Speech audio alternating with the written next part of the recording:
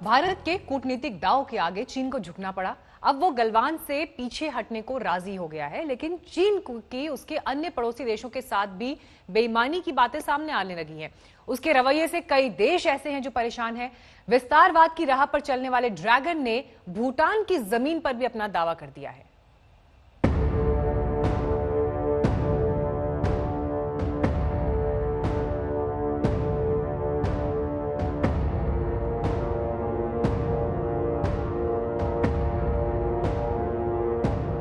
आपकी भुजाएं उन चट्टानों जैसी मजबूत है जो आपके इर्द गिर्द खड़ी है।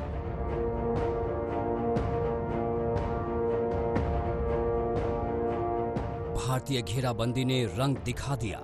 जो चीन जिद्दी बन चुका था, गलवान से नहीं हटने का हट कर बैठा था, अब वो पीछे हटेगा। उसकी सेना हटेगी, कैंप हटेंगे, टेंट गाड़ियां सब कुछ हटेंगे। 5 मई से चीन विवाद को तूल दे रहा था, लेकिन अब उसे समझ आ गया है, वो जान गया है कि भारत की बात नहीं मानी तो दुनिया में अलग थलग पड़ना पक्का है। गलवान घाटी में चीनी फौज का पीछे हटना शुरू हो गया है। जिस जगह झड़प हुई थी वहां से पीएलए करीब 2 किलोमीटर पीछे लौटी है। चीन के साथ कमांडर स्तर की 3 दौर की बातचीत हो चुकी थी। रविवार को एनएसए डोभाल ने भी दखल दिया।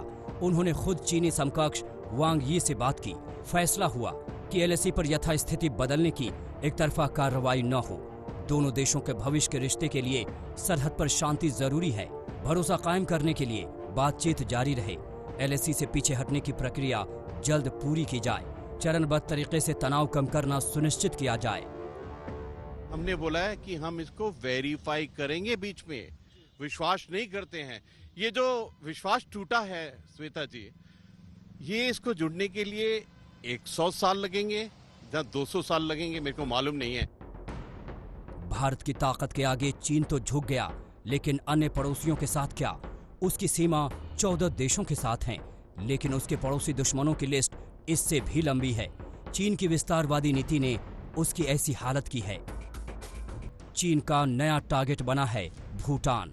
वो भारत के सबसे घनिष्ठ मित्रों में शामिल भूटान की बेहद खूबसूरत साकटेंग वाइल्ड लाइफ सैंक्चुरी पर दावा ठोंक रहा है, धौंस दिखा रहा है कि सैंक्चुरी उसका है।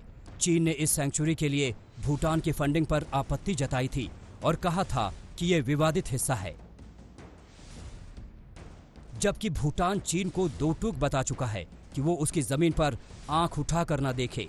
साकटेंग वाइल्ड लाइफ सैंक्चुरी पर दावेदारी के खिलाफ दिल्ली में भी भूटान के रॉयल एम्बेसी ने चीनी दूतावास को चिट्ठी लिखी है और सख्त ऐतराज जताया है।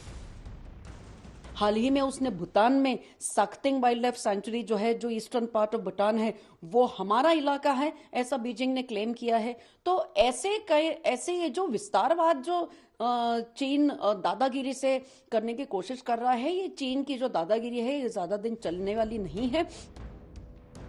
चीन भी मान रहा है कि भूटान के साथ उसका सीमा विवाद है, लेकिन वो उन विवादों को सुलझाने में भारत की दखल नहीं चाहता। उसे पता है कि भारत की दखल होगी तो सच का पलड़ा भारी हो जाएगा, उसकी हार सुनिश्चित हो जाएगी। लेकिन भारत और भूटान के बीच दोस्ताना संबंध अटूट हैं। दोनों देशों के बीच 1949 में मैत्री संधि हुई थी। तय हुआ था कि भूटान अपने विदेशी संबंध के मामले में भारत को भी शामिल करेगा।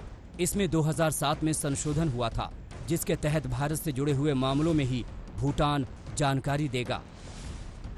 इसी मैत्री समझौते की ताकत है कि 2017 में डोकलाम विवाद के दौरान भारत ने मित्र भूटान का बखूबी साथ दिया। चीनी फौज को हिंदुस्तानी जवानों ने सबक सिखाया, दुश्मनों को दबे पांव लौटना पड़ा। अब चीन की नई चाल से फिर भूटान नाराज है, लेकिन ड्रैगन जब भी खुराफात करेगा उसे डोकलाम और भारत की सख्ती याद आ जाएगी। इस बार भी भूटान के साथ उसका दोस्त खड़ा है। गीता मोहन के साथ आज तक ब्यूरो।